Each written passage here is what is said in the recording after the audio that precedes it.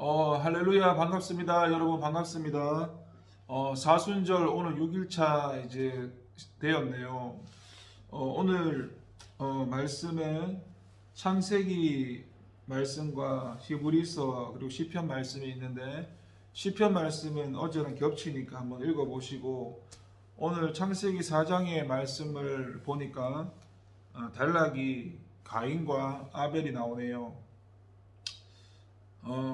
먼저 1절에 보시면은 아담과 그의 아내 하와가 동침함에 하와가 임신하여 가인을 낳았다라고 나옵니다.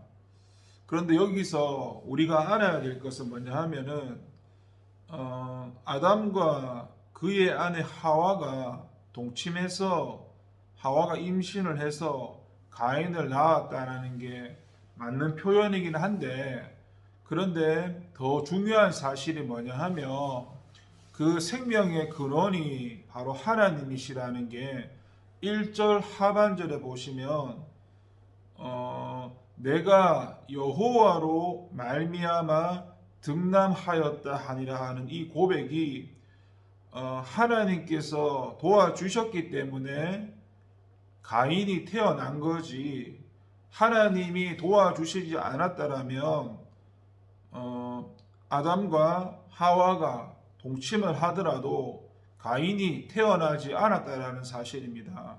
우리는 모든 생명이 그 근원이 바로 이 하나님께서 생명의 근원이시라는 걸 알아야 되지, 남자와 여자가 그 스스로의 어떤 노력이나 뭐 세상에서 말하는 어떤 뭐 과학적인 증거나 그런 것들로 생명이 태어나는 게 아니라 생명의 주인은 하나님이라는 것을 분명히 오늘 말씀을 통해서 다시 한번 우리가 생각해야 될 것입니다.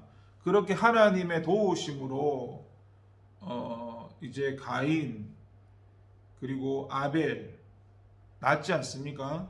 근데 아벨은 동생은 양치는 자였고 가인은 농사를 하는 자였는데, 이제 세월이 지나서 가인과 아벨이 하나님께 제사 예배를 드렸는데, 이제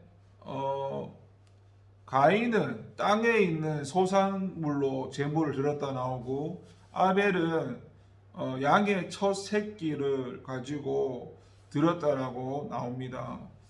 그런데 하나님께서 가인의 그 제사 예배를 받지 않고 아벨의 제사와 예배를 받으셨다라고 나옵니다. 일단은 왜 하나님께서 가인의 제사를 받지 않았을까에 대해서 생각해 본다면, 가인은 그냥 습관적이고 형식적으로 예배를 드렸다고 보면 됩니다. 예수님께서 늘 말씀하실 때 예배는 신령과 진정으로 드려지기 원한다. 그 신령은 저번에 성령이라고 말씀드렸었고, 진정이라는 진리가 성경 말씀인데, 그것이 가리키는 것은 결국 예수님을 가리키는 것이었고, 신령과 진정으로 예배를 드려야 하는 것입니다. 마찬가지로 하나님은 또 중심을 보시니까 이 아벨은 하나님 앞에서 예배를 드리는 그 중심이 되어 있었다는 것으로 보시면 될 것 같습니다. 아무튼 그렇게 예배가 한 사람은 받아들여지고 한 사람은 받아지지 않았는데, 문제는 뭐냐면은 가인이 형이 이제 표정이 안 좋아지고 속에서 이제 분하여지는 그런 감정이 나타났던 겁니다. 그래서 하나님께서 그것을 아시고는 네가 선을 행했으면 어찌 낫을 들지 못하느냐, 선을 행하지 아니하면 죄가 문에 엎드려 있으니라, 그렇게 말씀하시면서 7절 하반절에 죄가 너를 원하나 너는 죄를 다스리라고 말합니다. 그런데 가인은 하나님께서 죄를 다스리라고 미리 말씀을 해 주었지만 그 죄를 다스리지 못하고 오히려 하나님께 뭐라고 하냐면은 내가 내 아우를 지키는 자이니까 하면서 오히려 가인은 하나님께 대들면서 결국에는 이 아벨을 죽입니다. 그런데 이 모습 가운데 이제 우리가 알 수 있는 것은 하나님께서는 이 가인이 아벨을 죽였지만 바로 이렇게 심판하시거나 그러지 않으시고 다시 한번 또 기다려 주시고 기회를 주신다는 것을 오늘 본문을 읽어보면 알 수 있을 것입니다. 그리고 그 14절에 보시면 주께서 오늘 이 지면에서 나를 쫓아내시온즉 내가 주의 낯을 배웁지 못하리니 내가 땅에서 피하며 유리하는 자가 될지라 무릇 나를 만나는 자들마다 나를 죽이게 있는 이 고백은 하나님 안에 있는 것이 바로 참된 자유라는 것입니다. 왜냐하면 하나님 안에서는 하나님께서 보살펴 주시니까 그것이 얼마나 큰 은혜인가를 다시 한번 말하면서 이 14절과 15절을 통해서 하나님은 자비로우신 분이라는 것을 가인이 비록 동생 아벨을 죽였지만 그렇게 바로 가인을 멸하시지 않는 그 자비로우신 하나님을 우리가 다시 한번 알 수가 있습니다. 그래서 창세기 부분은 대충 이렇게 넘어가고 히브리서 말씀을 보면은 4장 14절부터 5장 10절까지 말씀이죠. 일단 뭐 1장에 보면은 이제 하나님께서 부르심에 따라서 제사장이라 하는 그런 중보자의 직분을 주셨다라고 하는데, 근데 차이점이 뭐냐면은 일반 사람들은 그러니까 아론 자손의 제사장은 사람 중에서 취했지만은 그들은 역시 죄 가운데 연약한 자인 그 반면에 그리스도께서는 하나님의 아들로서 죄와 허물이 없다라는 영원한 대제사장이 된다라는 것을 의미합니다. 그럼에도 하나님께서는 사람을 통해서 일을 해 나가신다는 것을 알고 있고,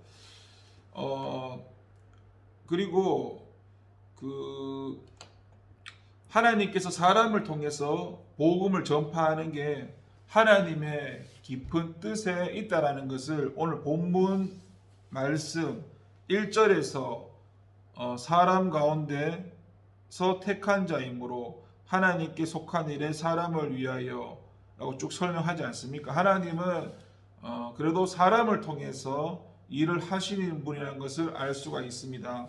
그리고 2절과 3절을 읽어보시면 2절에 용납이라는 단어가 나오고 하반절에 연약이라는 말이 나오는데, 우리가 우리 자신의 부족함을 느낄 때 다른 사람을 용납할 수 있고, 자기의 연약함을 발견했을 때 자신의 그 직분도 하나님을 의지해서 해 나갈 수 있고, 늘 그런 자신의 부족한 부분들을 그런 겸손한 마음들을 하나님 앞에서 잊지 않아야 된다는 것을 또 우리가 알 수가 있습니다.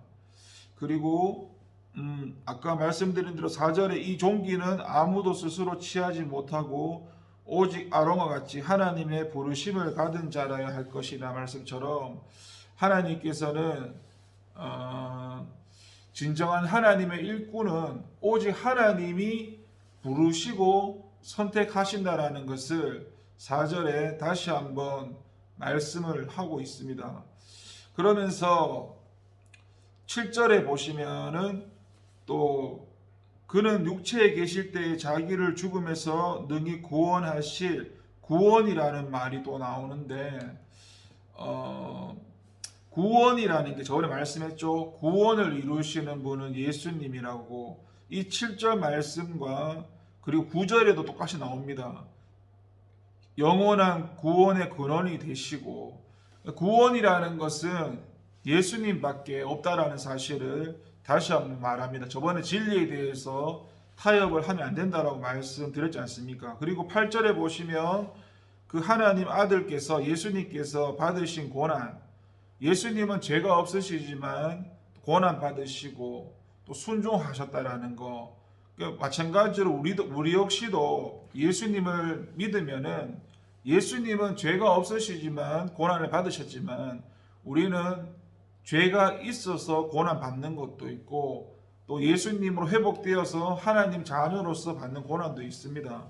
그 고난 가운데 우리가 하나님께 순종함을 배우는 것이고, 무엇보다도 이 순종이라는 단어가 기독교의 본질이기 때문에 여러분 물론 다른 것도 다 중요하지만 가장 중요한 것이 순종입니다. 하나님 앞에 순종을 하지 않으면, 저번에도 이런 표현을 드렸는데 가짜라고 보면 가짜. 늘 하나님 앞에 순종하면서 사는 게 바람직하면서 그런 우리 자신을 돌아보면서 살아가는 또 사순절 되기를 기도하겠습니다. 제가 기도합니다. 하나님 감사합니다. 오늘 사순절 6일절을 맞이했는데 예수님을 더 깊이 알게 하시고 하나님 관계를 더 깊게 해나갈 수 있도록 우리에게 은혜 주시고 깨닫게 해주시고 알게 해주셔서 하나님을 기쁘시게 해드리는 저희가 될 수 있도록, 또 우리의 죄를 돌아보게 하시고 우리를 부르신 그 하나님에 대해서 감사하는 마음 가지면서 내게 맡겨진 하나님의 일들을 감사함 가운데 잘 감당할 수 있는 저희가 될 수 있도록 성령 하나님 우리를 붙들어 주시고 함께 해주세요. 감사드리고 예수님의 이름으로 기도를 드립니다. 아멘. 감사합니다.